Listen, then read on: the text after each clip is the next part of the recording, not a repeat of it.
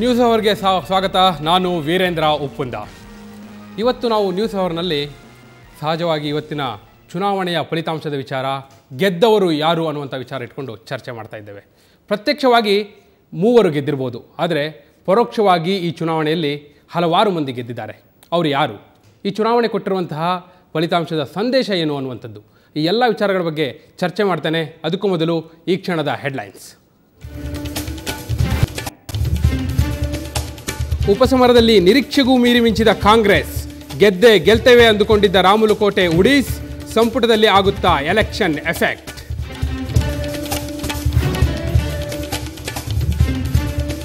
ಬಹುಕೋಟಿ ಕಲ್ಲಿದ್ದಲು ನಿಕ್ಷೇಪ ಹಂಚಿಕೆ ಹಗರಣ, 1993ರ ಈಚೆಗಿನ ನಿಕ್ಷೇಪ ಹಂಚಿಕೆ ಕಾನೂನು ಬಾಹಿರ, ಸುಪ್ರೀಂ ಕೋರ್ಟ್ ಮಹತ್ವದ ತೀರ್ಪು.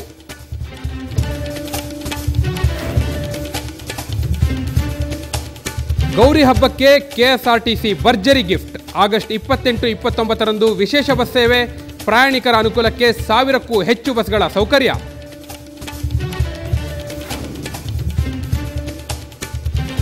ರಾಜಧಾನಿ ದೆಹಲಿಯಲ್ಲಿ ಮತ್ತೊಂದು ಅಗ್ನಿ ಅವಘಡ, ಸರ್ಕ್ಯೂಟ್ನಿಂದ ಕಾಣಿಸಿಕೊಂಡ ಬೆಂಕಿ ನಂದಿಸಲು 16 ಅಗ್ನಿಶಾಮಕ ವಾಹನ ಹರಸಾಹಸ.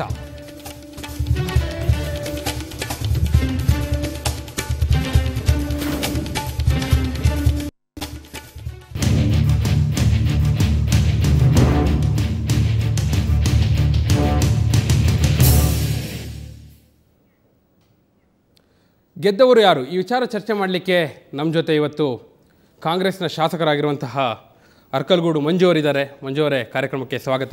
ಇನ್ನು ಕೆಲವೇ ಕ್ಷಣಗಳಲ್ಲಿ ನಮ್ಮನ್ನು ಮಾಜಿ DCM ಆಗಿರುವಂತಹ ಆರ್ ಅಶೋಕ್ ಅವರು ಬಂದು ಸೇರಿಕೊಳ್ಳುವವರಿದ್ದಾರೆ. ನಾನೀಗ ಈ ಒಂದು ವಿಚಾರದಲ್ಲಿ ಇವತ್ತಿನ ಚರ್ಚೆಯಲ್ಲಿ ಯಾವೆಲ್ಲ ವಿಚಾರಗಳನ್ನ ಚರ್ಚೆ ಮಾಡಬೇಕಾಗಿದೆ ಅನ್ನುವಂಥ ವಿಚಾರವನ್ನು ನಾನು ಮೊದಲಿಗೆ ನೋಡ್ತೇನೆ.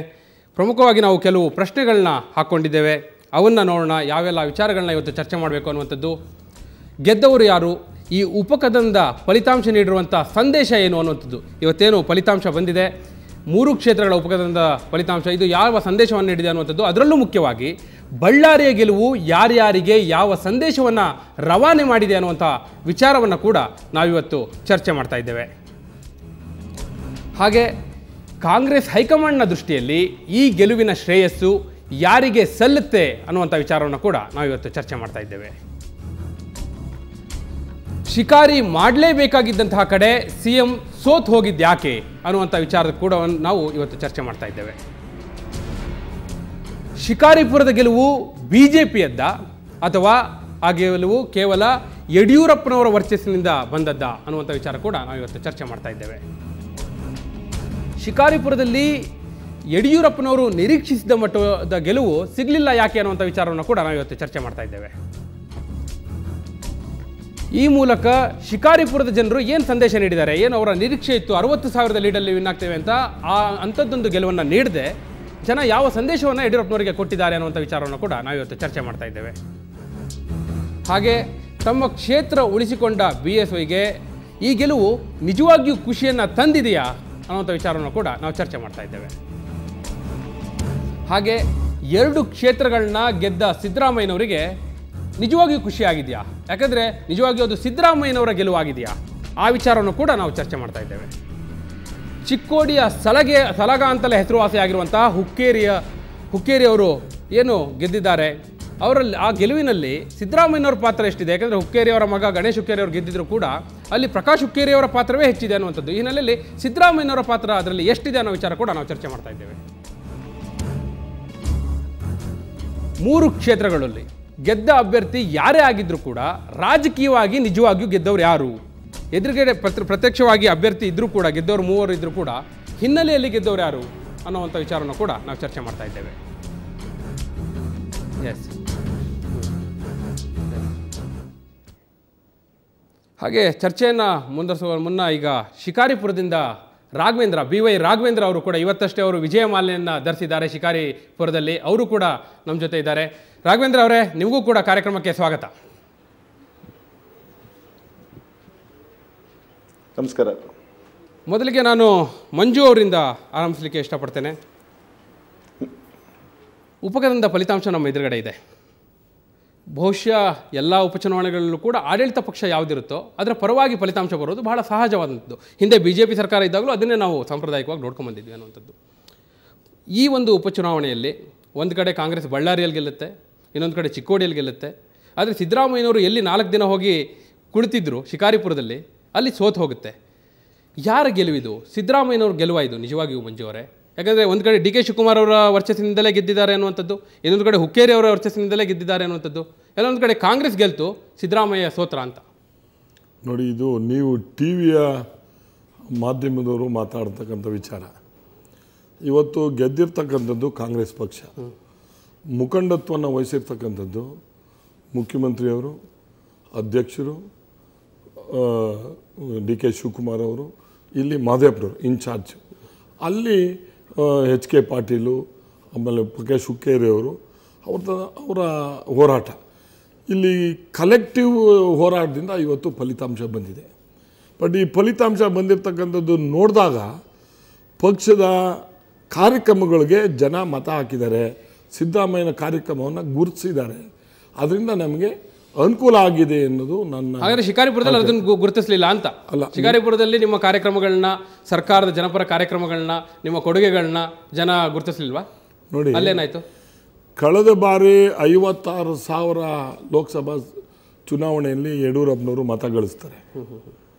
ಈ ಸಲ ಕೇವಲ 6,000ಕ್ಕೆ ಬಂದಿದ್ದಾರೆ. ಅಂದರೆ 50,000 ಹೆಚ್ಚಿಗೆ ಮತ ಆಗಿದ್ದಾರೆ ಅಂದರೆ ಅದು ಕಾರ್ಯಕ್ರಮ ಗುರುತಿಸಂಗಲ್ವಾ? ಅಲ್ಲ, ನೀವು 6,000 ರಿಸಲ್ಟು ಗೆಲ್ಲಬೇಕು ಅಂದರೆ ಒಂದು ಗೆಲ್ಲಬೇಕು, that is what you say is correct. But ಆದರೆ 50,000 ಅತಿ ಹೆಚ್ಚಿನ ಮತವನ್ನು ಕಾಂಗ್ರೆಸ್ ಪಕ್ಷದ ಪರವಾಗಿ ಹಾಕಿದ್ದಾರೆ ಅಂದರೆ ಕಾರ್ಯಕ್ರಮಕ್ಕೆ ಹಾಕಿರ್ತಕ್ಕಂಥದ್ದು ಅನ್ನೋದನ್ನು ನಾವು ಭಾವಿಸ್ಬೇಕು. ಅಲ್ಲಿ ಶಿಕಾರಿಪುರದಲ್ಲಿ ಗೆದ್ದಿರ್ತಕ್ಕಂಥದ್ದು BJP ಅಲ್ಲ, ಶಿಕಾರಿಪುರದಲ್ಲಿ ಗೆದ್ದಿರ್ತಕ್ಕಂಥದ್ದು ಯಡಿಯೂರಪ್ಪನವರು ಅಂತ ನನ್ನ ವೈಯಕ್ತಿಕವಾದ ಭಾವನೆ. ಯಾಕಂದ್ರೆ ನಾನು ಚುನಾವಣೆಯ ಹಾಗೆ ಹೋಗಿದ್ದೆ, ನಾನು ನೋಡಿದೆ, ಅಲ್ಲಿ ಯಡಿಯೂರಪ್ಪನವರ ರಿಸಲ್ಟೇ ಹೊರತು BJP ರಿಸಲ್ಟ್ ಅಂತೂ ಅಲ್ಲ. ಅಂದರೆ ಯಡಿಯೂರಪ್ಪ ಇದ್ರು ಕಾಂಗ್ರೆಸ್ ಸೋಲ್ತು ಅಂತ ಹೇಳ್ತಿದ್ದೀರಿ. ನಾನು ಮತ್ತೆ ಅದರ ಬಗ್ಗೆ ಚರ್ಚೆಯನ್ನು ಮುಂದುವರಿಸ್ತೇನೆ. ರಾಘವೇಂದ್ರ ಅವರೇ, ನೀವು ಕೇಳ್ತಾ ಇದ್ದೀರಿ ಮಂಜು ಅವರ ಮಾತನ್ನು. 60,000 ಇದ್ದ ಲೀಡು 6,000ಕ್ಕೆ ಇಳಿದಿದೆ, ಅದೇ ಕಾಂಗ್ರೆಸ್ನ ಗೆಲುವು ಅಂತ ಹೇಳ್ತಿದ್ದಾರೆ. ಯಾಕೆ ಈ 6,000 ಲೀಡ್ ಬಂದದ್ದು ಯಾಕೆ? ಯಾಕಂದರೆ ಬಹುಶಃ ಮತದಾನ ನಡೆದ ದಿನ ಕೂಡ ಯಡಿಯೂರಪ್ಪನವರು ಮಾತನಾಡಿದರು, ನೀವು ಮಾತನಾಡಿದಿರಿ, 60,000 ಅಂತರದಿಂದ ನಾವು ಗೆಲ್ಲುತ್ತೇವೆ ಅನ್ನುವಂಥ ಒಂದು ಆತ್ಮವಿಶ್ವಾಸದ ನುಡಿಗಳು ಅವತ್ತು ಕೇಳಿಬಂದಿತ್ತು ಅಂತ. ಇವತ್ತು ಈ 6,000ಕ್ಕೆ ಒಂದು ಕಡೆ ಇಳಿದಿದೆ, ಅದನ್ನೇ ಕಾಂಗ್ರೆಸ್ ಇವತ್ತು ಅಸ್ತ್ರ ಮಾಡ್ಕೊಂಡಿದೆ. ನಿಮ್ಮ ಉತ್ತರ ವೀರೇಂದ್ರ ಅವರೇ? ಹೇಳಿ ರಾಘವೇಂದ್ರ. ಅತ್ಯಂತ ಆತ್ಮವಿಶ್ವಾಸದಿಂದ, ಕಮ್ಮಿ ಅಂದರೂ ಕೂಡ ಒಂದು 25,000 ಅಂತರದಿಂದ ನಮ್ಮ ತಾಲೂಕಿನ ಜನ ಆಶೀರ್ವಾದ ಮಾಡ್ತಾರೆ ಅಂತ ನಾವು ವಿಶ್ವಾಸವನ್ನು ಇಟ್ಕೊಂಡಿದ್ವಿ. ಆದರೂ ಕೂಡ ರಾಜಕಾರಣದಲ್ಲಿ 49-0, 51-100 ಇದ್ದಂಗೆ ನಮ್ಮ ತಾಲೂಕಿನ ಜನ ಮತ್ತೊಮ್ಮೆ ಭಾರತೀಯ ಜನತಾ ಪಕ್ಷವನ್ನು ಯಡಿಯೂರಪ್ಪನವರ ಮಾಡಿದಂಥ ಅಭಿವೃದ್ಧಿ ಕೆಲಸಕ್ಕೆ ಮತ್ತೆ ಆಶೀರ್ವಾದ ಮಾಡಿದ್ದಾರೆ.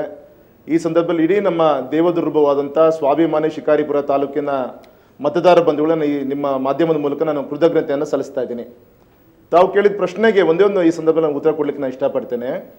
ಏನಾದರೂ ಮಾಡಿ ಎಲ್ಲ ರೀತಿಯಾದಂಥ ಸರ್ಕಾರದ ಎಲ್ಲ ಸವಲತ್ತುಗಳನ್ನು, ಸಲಕರಣೆಗಳನ್ನು ಉಪಯೋಗಿಸ್ಕೊಂಡು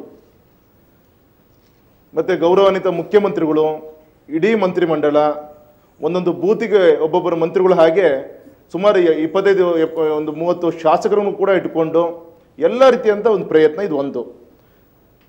ಎರಡನೇದು, ಏನು JDS ಮತ್ತು ಕಾಂಗ್ರೆಸ್ಸಿನ ಹೊಂದಾಣಿಕೆ, ರಾಜ್ಯದಲ್ಲಿ ಒಬ್ರಿಗೊಬ್ರು ಕ್ವಶನ್ದಲ್ಲಿ ಬೈಕೊಂತಾರೆ, ಇಲ್ಲಿ ಶಿಕಾರಿಪುರ ತಾಲೂಕಿನಲ್ಲಿ ಕೈ ಜೋಡಿಸುವಂಥ ಒಂದು ಪ್ರಯತ್ನ. ಮತ್ತು ಪ್ರಚಾರ ಅನ್ನೋಕ್ಕಿಂತ ಅಪಪ್ರಚಾರಗಳೇ ಹೆಚ್ಚಾಯ್ತವ್ರೆ ವಿರೋಧ ಪಕ್ಷ ಸ್ನೇಹಿತರುಗಳದು. ಈ ಎಲ್ಲ ಒಂದು ಯಶಸ್ಸಿನಿಂದ ಅವರು ಸ್ವಲ್ಪ ಮತವನ್ನು ಕದಿಯುವಂಥ ಒಂದು ಪ್ರಯತ್ನಗಳು ಆಗಿದೆ. ನಾನು ಸ್ಟಾರ್ಟಿಂಗಲ್ಲಿ ಮಾತಾಡ್ತಾ ಹೇಳಿದೆ, ಸ್ವಾಭಿಮಾನಿ ಶಿಕಾರಿಪುರ ತಾಲೂಕಿನ ಮತದಾರ ಬಂಧುಗಳು ಅಂಥೇಳಿ ನಮ್ಮೆಲ್ಲ ಮುಖಂಡರುಗಳನ್ನು, ನಮ್ಮ ಕಾರ್ಯಕರ್ತರುಗಳನ್ನು ಆಮಿಷವನ್ನು ಒಡ್ಡಿ ಮುಖ್ಯಮಂತ್ರಿಗಳು ಶಿಕಾರಿಪುರ ತಾಲೂಕಿಗೆ ಬಂದಾಗ ವೇದಿಕೆ ಮೇಲೆ ಏನಾದರೂ ಮಾಡಿ ಭಾರತೀಯ ಜನತಾ ಪಕ್ಷದಿಂದ ಕಾಂಗ್ರೆಸ್ಸನ್ನು ಸೇರಿದ್ರು ಅಂಥೇಳಿ ಪ್ರಯತ್ನ ಮಾಡಲಿಕ್ಕೆ ಮುಂಚಿತವಾಗಿ ಸುಮಾರು ಒಂದು 15-20 ಜನ ಮಂತ್ರಿಗಳು ನಮ್ಮ ತಾಲೂಕಿಗೆ ದೌಡಾಡಿಸಿದ್ರು. ಆದರೆ ಒಬ್ಬ ಕಾರ್ಯಕರ್ತನು ಕೂಡ ಅವರು ಸೆಳೀಲಿಕ್ಕೆ ಸಾಧ್ಯ ಆಗಲಿಲ್ಲ. ಎಲ್ಲ ರೀತಿಯಂತ ಆಮಿಷ ಒಡ್ಡುವಂಥ ಒಂದು ಪ್ರಯತ್ನವನ್ನು ಮಾಡಿದ್ರು. ಈ ಸಂದರ್ಭದಲ್ಲಿ ನಾನು ಹೇಳಿದೆ, ನಾನು ಪ್ರಚಾರಕ್ಕಿಂತ ಅಪಪ್ರಚಾರನೇ ಹೆಚ್ಚಾಗಿದೆ. ಅಲ್ಲ, ಇಲ್ಲಿ ಉತ್ತರ ಕೊಡ್ಲಿಕ್ಕೆ ಮಂಜು ಇದ್ದಾರೆ ರಾಘವೇಂದ್ರ ಅವರೇ. ಮೊನ್ನೆ ಸ್ವತಃ ಮಂಜು ಇದ್ದಾರೆ. ನಾನು ಅದನ್ನು ಅವ್ರ ಮುಂದೆನೇ ನಿಮ್ಮ ಪ್ರಶ್ನೆಯನ್ನು ಅವ್ರ ಮುಂದೆನೇ ಇಡ್ತೇನೆ. ಆಮಿಷ ಒಡ್ಡಿದ್ದೀರಿ, ಇಡೀ ಸರ್ಕಾರ ಬಂದು ಕುಳಿತಿದೆ, ಒಬ್ಬಿಬ್ಬರಲ್ಲ 30 ಶಾಸಕರು ಬರ್ತಾರೆ, ಸಚಿವ ಸಂಪುಟ ಬಂದು ಶಿಕಾರಿಪುರದಲ್ಲಿ ಕೂರುತ್ತೆ, ಅದಕ್ಕೆ ಲೀಡ್ ಹೆಚ್ಚಾಗಿದೆ ಅಷ್ಟೇ. ನೋಡಿ, ರಾಘವೇಂದ್ರ ಅವರು ಪಾಪ ಚುನಾವಣೆ ಗೆದ್ದಿದ್ದಾರೆ, ಅವ್ರಿಗೆ ಒಂದು ನಿಜವಾಗ್ಲೂ ಕೂಡ ಅವ್ರಿಗೆ ರಿಸಲ್ಟು ಅಂತ ಅವ್ರು ತಿಳ್ಕೊಂಡಿದ್ದಾರೆ. ನಿಜ, ಎಲ್ಲ ಬೈ ಎಲೆಕ್ಷನ್ನಲ್ಲೂ ಎಲ್ಲ ಸರ್ಕಾರ ಚುನಾವಣೆ ಮಾಡ್ತಾರೆ.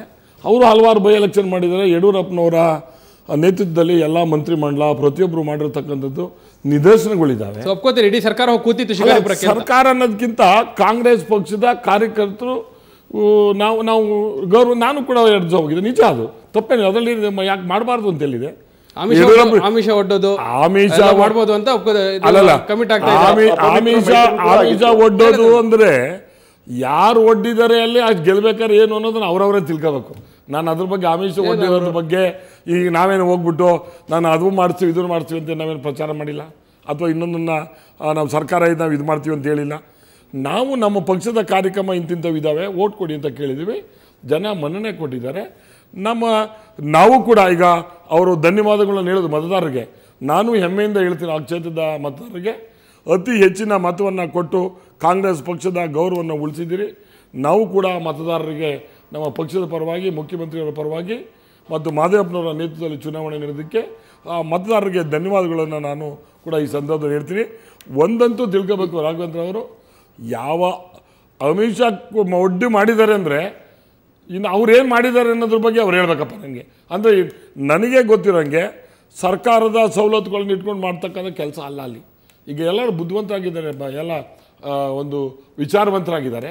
ಬಹುಶಃ ಸರ್ಕಾರದ ಕಾರ್ಯಕ್ರಮಕ್ಕೆ ಓಟನ್ನು ಹಾಕಿದ್ದಾರೆ ಅನ್ನೋದು ನನಗೆ ನಿಜವಾಗ್ಲೂ ಕೂಡ ನನಗೆ ಸಂತೋಷ ತಂದಿದೆ. ಅಲ್ಲ, ಒಂದಂತೂ ನೀವು ಓಪನ್ ಆಗಿ ಹೇಳಿದ್ರಿ, ಇಡೀ ಸರ್ಕಾರ ಹೋಗಿ ಕೂತಿದ್ದು ನಿಜ, ನಾವೆಲ್ಲ ಹೋಗಿ ಕೂತಿದ್ವಿ ಅಲ್ಲಿ ಶಿಕಾರಿಪುರದಲ್ಲಿ, ಕಾರ್ಯಕರ್ತರು ಹೋಗಿ ಕೂತಿದ್ವಿ ಅಂದರೆ ಓಕೆ ಫೈನ್, ಅದ್ರ ಬಗ್ಗೆ ನಾನು ಚರ್ಚೆಯನ್ನು ಮಾಡ್ತೇನೆ. ಒಂದು ಕಡೆ ನೀವು ಇಡೀ ಸರ್ಕಾರನ ಹೋಗಿ ಕೂಳ್ತಿದ್ವಿ ಅನ್ನೋ ಮೂಲಕ ಏಕೈಕ ಯಡಿಯೂರಪ್ಪನ ಗೆಲುವು ಅಂತ ಕೂಡ ಹೇಳಿದಿರಿ. ಯಡಿಯೂರಪ್ಪನ ಎದುರು ಇಡೀ ಕಾಂಗ್ರೆಸ್ ಸರ್ಕಾರ ಸೋಲ್ತು ಅನ್ನೋಂಥ ಅರ್ಥ ಬರುತ್ತೆ. ಅದ್ರ ಬಗ್ಗೆ ನಾನು ನಿಮ್ಮ ಜೊತೆ ಚರ್ಚೆಯನ್ನು ಮುಂದುವರಿಸ್ತೇನೆ. ಮಂಜು ಅವರೇ, ಥ್ಯಾಂಕ್ ಯು. ಚರ್ಚೆ ಬಹುಶಃ ವಿರಾಮದ ನಂತರ ಮಾಜಿ DCM ಆರ್ ಅಶೋಕ್ ಅವರು ಕೂಡ ನಮ್ಮನ್ನು ಸೇರಿಕೊಳ್ಳೋರಿದ್ದಾರೆ. ಈಗ ನ್ಯೂಸ್ ಅವರ್ನಲ್ಲಿ ಒಂದು ಸಣ್ಣ ವಿರಾಮ.